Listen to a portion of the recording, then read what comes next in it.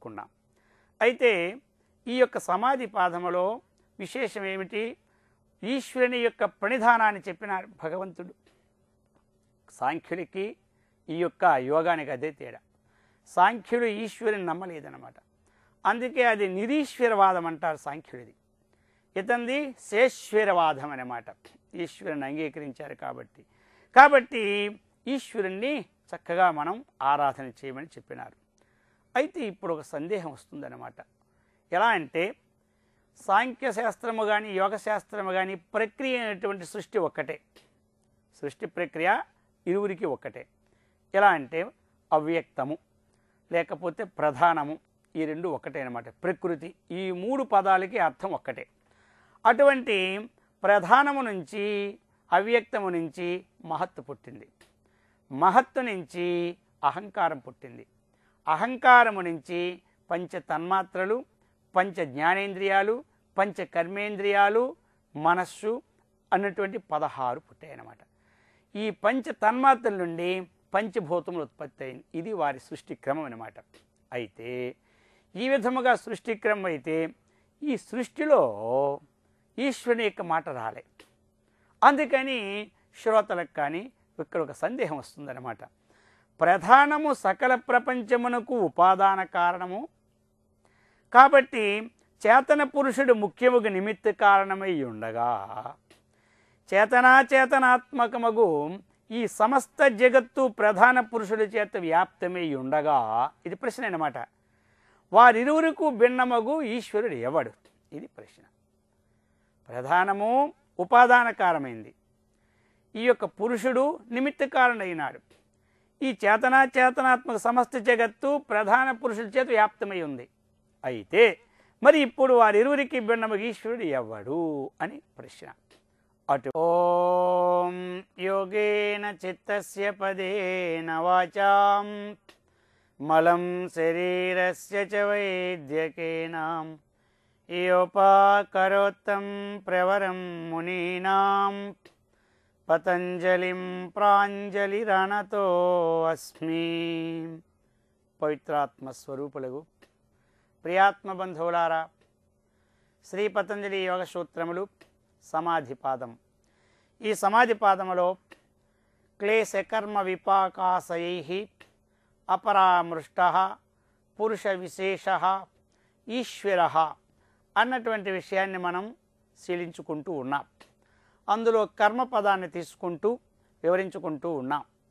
ఆ యొక్క కర్మ అనేటువంటిది ఏమిటి అన్న విషయంలో బ్రహ్మచర్యాశ్రమంలో చేయవలసిన కర్మలు ఏమిటని వివరించుకున్నాం.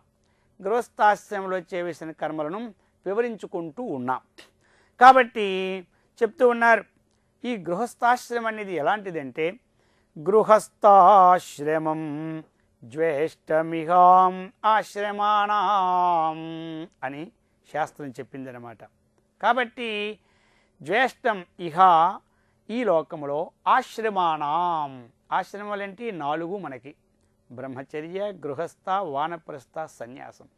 ఈ 4 ఆశ్రమంలో జ్యేష్ఠం అంటే గొప్పది, పెద్దది అన్నమాట గృహస్థాశ్రమం. అందుకని గృహస్థాశ్రమం అన్ని ఆశ్రమంలో కంటే శ్రేష్టమైనది అన్నమాట. చెప్తున్నారు, సమ్యక్ సదా పాలయతే మనుష్యః ఇహైవ భుంజన్ స మనుష్య భోగాన్ స్వర్గం ప్రయతీతి న సంశయో అత్ర ఈ గృహస్థాశ్రమ విషయంలో సమ్యక్ సదా పాలయతే మనుష్యుడు సమ్యక్ అంటే చక్కగా, సదా అన్ని వేళలా అన్ని సమయముల్లో కూడా పాలయతే ఏదైతే గృహస్థాశ్రమానికి విధించిన కర్మలు ఉన్నాయో ఆ కర్మల్ని చక్కగా పాలించినట్లయితే ఇహైవ భుంజన్ భోగాన్ ఇహ ఈ లోకములో చక్కగా ఏమి సుఖశాంతులను పొంది, ఒకవేళ ఇచ్చి ఉంటే పరలోకంలో స్వర్గాన్ని కూడా పొందుతారన్నమాట. పొంది మళ్ళీ ఏమవుతాడు? క్షీణే పుణ్యే మర్త్యలోకం విశంతి, మళ్ళీ మానవులోకి వచ్చి ఎక్కడ పుడతాడని చెప్తున్నాడు. శుచీనాం శ్రీమతాంగేహే యోగ భ్రష్టో విజాయతే. చూడండి, మంచి పనులు చేసిన వాడు ఈ లోకములోని సుఖమే, పరలోకములోని సుఖమే మరలా వచ్చే జన్మ కూడా శుచివంతులు శ్రీమంతులైన వారిలో పుడుతున్నాడనమాట.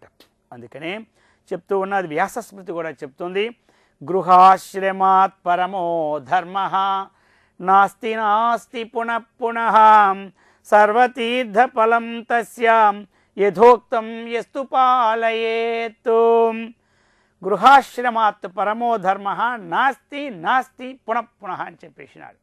గృహస్థాశ్రమ కన్నా పరమము గొప్పదైనటువంటి ఇంకొక ధర్మము, ఇంకొక ఆశ్రమము పునఃపునః మాటి మాటికి తలంచనే కూడా లేదు లేదు రెండుసార్లు చెప్పినారు. చూసినారు వ్యాసస్మృతి. వ్యాసుడు కూడా ఈ విషయాన్ని చక్కగా ప్రతిపాదించినారు. ఎందుకంటే తన ఆశ్రమ ధర్మం తను చక్కగా చేసుకుంటే సర్వతీర్థ ఫలం, ఏ తీర్థానికి పోవక్కర్లేదట. చూసినారా, సమస్త తీర్థ ఫలాలు కూడా వారికి సందేహం లేకుండా వస్తున్నాయన్నమాట. తస్య యథోక్తం యస్తు పాలయేతు. కాబట్టి ఆశ్రమాలన్నీ ఉన్నాయి, అనేకమైన సన్యాసాశ్రమాలు ఉన్నాయి, దేవాలయాలు ఉన్నాయి, మహామహా ప్రాంగణాలు ఉన్నాయి. అయితే మరి ఈ ఆశ్రమాలని ఎలా పోషింపడుతున్నాయి ఒక్కసారి ఆలోచించండి. ఎక్కడైనా సరే ఏ మహర్షులైనా తపస్సు చేసి తీసుకొస్తున్నారు, తపస్సు చేసి కానీ అక్కడిని తెస్తున్నారా? కేవలం తపస్సే కానీ ఇంకొకటి లేదు. ఎక్కడి నుంచైనా వచ్చి ఒక వ్యక్తి తపస్సు చేస్తున్నారు అంతే, కానీ ధనాన్ని తీసుకురావడం లేదు. మరి ధనమంతా ఎట్లా వస్తుంది? ఈనాడు ఒక్కొక్క ఆశ్రమంలో కోట్ల రూపాయలతో నిండిపోయి ఉన్నాయి. మరి నిండిపోయిన ఆస్తులు ఎవరిచ్చారు చెప్పండి? అది గృహస్థాశ్రమం నుంచి వచ్చిన ధనమే, సందేహమేమీ లేదు. కాబట్టి గృహస్థులందరూ కూడా స్వయంగా కష్టపడి కష్టార్జితాన్ని తాను తిని ఇతరులకి సహాయం చేస్తూ ఉన్నారు. అందుకని గృహస్థాశ్రమం అన్నిటికంటే చాలా గొప్పదన్నారు. ఏదైతే మనం ఆశ్రమాల్లో ఇస్తూ ఉన్నారో అక్కడ చేసిన ప్రతి ఒక్క పుణ్య కార్యక్రమంలో ఒక భాగం వీరికి వస్తూనే ఉంటుంది, ఫిక్స్డ్ డిపాజిట్ ఇలాగా. అందుకని గృహస్థాశ్రమం చాలా గొప్పదని చెప్తూ ఉన్నారు. దేవైశ్చ మనుష్యైశ్చ తిర్యగిశ్చోపజీవ్యతే గృహస్థః ప్రత్యహం యస్మాత్ తస్మాత్ జ్యేష్ఠాశ్రమో గృహీ. చెప్తున్నారు, అయ్యా ఎందుకయ్యా మరి గృహస్థాశ్రమం గొప్పది గొప్పది అంటున్నారంటే చెప్తున్నారు, దేవైశ్చ, దేవతలకు కూడా పెట్టేవారు ఎవరు చెప్పండి? గృహస్థులే. యజ్ఞయాగాలు చేస్తున్నట్టు ఎవరండి? గృహస్థులే. ఈ యజ్ఞయాగాల యొక్క ఫలితాన్ని, ఆ యొక్క ఫలాన్ని వారు స్వీకరించి వారు మనకిస్తున్నారు. పరస్పరం భావయంతః శ్రేయః పరమవాప్స్యథ. ఈ విధంగా దేవతలు కూడా, దేవతలకు వసంగేది గృహస్థులే. ఆ విధంగా మనుష్యులకు కూడా ఇస్తూ ఉన్నారు, ఎవరు లేని వాళ్ళకి, దీనులకి. అలాగనే పశుపక్షాదులకు కూడా వీరందరూ జీవిస్తున్నారంటే ఎవరి ద్వారా జీవిస్తున్నారు అంటే ఈ యొక్క గృహస్థాశ్రమం ద్వారానే అవన్నీ ఆధారపడి ఉన్నాయన్నమాట. మిగతా ఆశ్రమాలు కానీ, మిగతా జీవులు కానీ, దేవతలు కూడా, దేవుళ్ళు కానీ ఎవరిని మనము చక్కగా తీర్చిద్దాలనుకున్నా ఎక్కడి నుంచి ధనం వస్తుంది? ఇక్కడి నుంచి. అందుకనే యస్మాత్, ఏ కారణం చేత అభివృద్ధి నొందుతున్నారు వీరందరూ, ఆ కారణం చేత గృహస్థాశ్రమం సర్వశ్రేష్టమని చెప్తూ ఉన్నారన్నమాట. అందుకని అయితే కొంతమంది తపస్సు చేసి సిద్ధులు పొందుతారు. ఆ సిద్ధులు మనకు కలుగుతాయా లేదా అన్నటువంటిది గృహస్థాశ్రమం ఉన్న వారికి సందేహం ఉంటుంది. తన ఆశ్రమ ధర్మాలు తన చక్కగా నడుచుకుంటే ఆ సిద్ధులు కూడా వచ్చి పడతాయట. ఎలా అంటే ఒకానొక సమయంలో కౌశికుడు అన్నటువంటి వాడు గృహస్థాశ్రమాన్ని విడిచిపెట్టి అడవులోనికి వచ్చి ధ్యానం చేసుకొని తపస్సు చేస్తూ ఉన్నాడు. తపస్సు చేస్తూ ఉంటుంటే ఒకరోజు, కొంతకాలం అయింది, 1 సంవత్సర కాలం తపస్సు చేస్తూ ఉన్నాడు. ఒకరోజు ఏమైంది, ఆ చెట్టు మీద ఒక పక్షి ఉందన్నమాట. అదేం చేసింది, ఇతని నెత్తి మీద ఒక రెట్ట వేసింది అనమాట. రెట్ట వేసేసరికి ఇతనికి కోపం వచ్చిందనమాట. చూశాడు, ఇలా చేతితో తొలగేసరికి ఆ పక్షి యొక్క రెట్ట చేతికి తగిలింది అనమాట. వెంటనే చూసి అలాగా కళ్ళు ఇలా పైకెత్తి ఎర్రగా చూశాడు. ఎర్రగా చూసేసరికి ఏమైంది, ఆ పక్షి భగ్గున మండిపోయి. అప్పుడు అనుకున్నాడు, ఓహో నాకు తపస్సు సిద్ధి కలిగింది కాబట్టి ఇంక నేను తపస్సు చేయక్కర్లేదు, ఇక తపస్సు సిద్ధి అయిపోయిందని వెంటనే బయలుదేరినాడు. ఇక బయలుదేరి గ్రామంలోకి వచ్చి ఒక గృహిణి ఇంటికి వచ్చి భవతి భిక్షాం దేహి అన్నాడు. ఎప్పుడైతే అన్నాడు అప్పుడు ఆ గృహిణి ఏం చేస్తుంది, తన యొక్క భర్త గారు వచ్చారు కాబట్టి అతని సేవలో నిమగ్నం అయిపోయింది.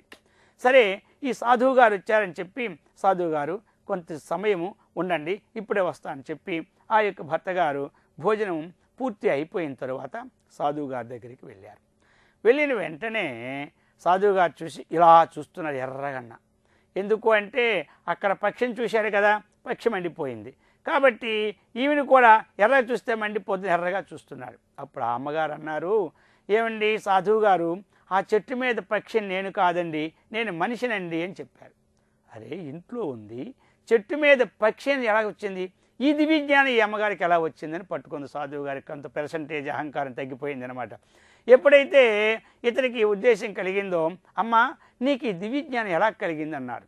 నాయన ఈ దివ్యజ్ఞాన విషయం నేను చెప్పలేను, ఈ యొక్క వీధి చివరిలో లాస్ట్కి వెళ్తే అక్కడ ధర్మవ్యాధుడు అనేవాడు ఒకడు మాంసం అమ్ముకుంటూ ఉన్నాడు, అతడు చెబుతాడు పొమ్మని చెప్పినాడు.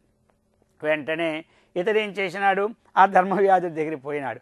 పోయి ఇక్కడ ధర్మవ్యాధుడు అంత దూరం నుంచి చూశాడు. ఓ మునిగారు రండి రండి రండి, అక్కడ చివరిలో అమ్మగారు కదా మిమ్మల్ని పంపించారు, కూర్చోండి అన్నాడు. ఇదేమిట్రా, ఈయన మాంసం అమ్ముతూ ఉన్నాడు, ఈయనకి ఇది విజ్ఞానం ఎలా వచ్చింది ఆయన పట్టుకుంది. ఇప్పుడు ఈయనకున్న అహంకారం పూర్తిగా పోయింది. ఈయన గృహస్థాశ్రంలో ఉండి ఈ సిద్ధిని ఎలా పొందారనేటువంటిది కలిగింది. వెంటనే ధర్మవ్యాధుడు చూసి ఈయన ఎలాగానే కూర్చొని పెట్టి ఒక కాఫీ తెచ్చి ఇచ్చినారు, లేదా పాలు తెచ్చి ఇచ్చారు అనుకోండి. అవి తీసుకున్నారు, తీసుకున్న తర్వాత కూర్చున్నారు. ఈయన వెళ్ళాడు, 5కి వెళ్ళాడు. ఆయన కొట్టు 6 గంటలకు కడతాడు రోజు, ఆ మాంసం కొట్టు. వెంటనే 6 గంటలకు కట్టిన తర్వాత వీడిని తీసుకుని ఇంటికి పోయినాడు. ఇంటి దగ్గరికి వెళ్ళే కాస్త మజ్జిగిచ్చి కూర్చోమని చెప్పి తల్లిదండ్రులకు చక్కగా స్నానం చేయించి వారికి భోజనం పెట్టించి, వారి భోజనం అయిపోయిన తర్వాత రండి స్వామివారు భోజనం చేద్దాం అన్నారు. అప్పుడు భోజనం చేసినారు. ఇప్పుడు రాత్రి 9:30 గంటలకి భోజనం చేసిన తరువాత కూర్చున్నారు. ఈ స్వామివారికి ఇప్పుడు ఏం పట్టింది, ఈ సిద్ధులు మీకు ఎలా వచ్చాయి చెప్పండి అన్నారు. మీరు గృహస్థాశ్రమంలోనే ఉన్నారు, తపము లేదు, ఏమీ లేదు, ఈ సిద్ధి ఎలా వచ్చన్నారు. అప్పుడు అన్నారు, తపము కాదు, చేయవలసిన కర్తవ్య కర్మ చేస్తూ ఉన్నామంతే. మేము ఏదైతే చేయవలసిన కర్మ చేస్తూ ఉన్నామో ఆ కర్మ చేస్తున్నానమాట. ఇప్పుడు మనకు అంటారు కదా, డ్యూటీ ఈజ్ గాడ్ అని. ఆ విధంగా మన కర్మ అనమాట, వర్క్ ఈజ్ వర్షిప్ అంటారు. ఆ విధంగా భగవంతుని మనం సేవించాలి.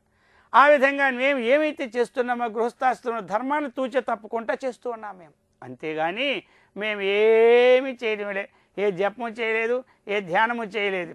తల్లిదండ్రులను చక్కగా పోషిస్తూ ఉన్నాం. అలాగనే భర్తలు గారు వచ్చినప్పుడు కూడా వారికి తగిన పరిచర్య చేస్తూ, ఎదుక సత్యకి పతి దైవం అని చెప్పింది కాబట్టి శాస్త్రం, ఆ విధమైన కర్మలన్నీ మేము చేస్తూ ఉన్నాం. ఈ కర్మలు చేస్తుంటేనే మాకు విజ్ఞానం కలిగిపోయింది అన్నారు. ఆ విధంగా కర్తవ్య కర్మలను ఎవరైతే చేస్తారో వారికి తప్పక కలగవలసిన సిద్ధి కలుగుతుంది.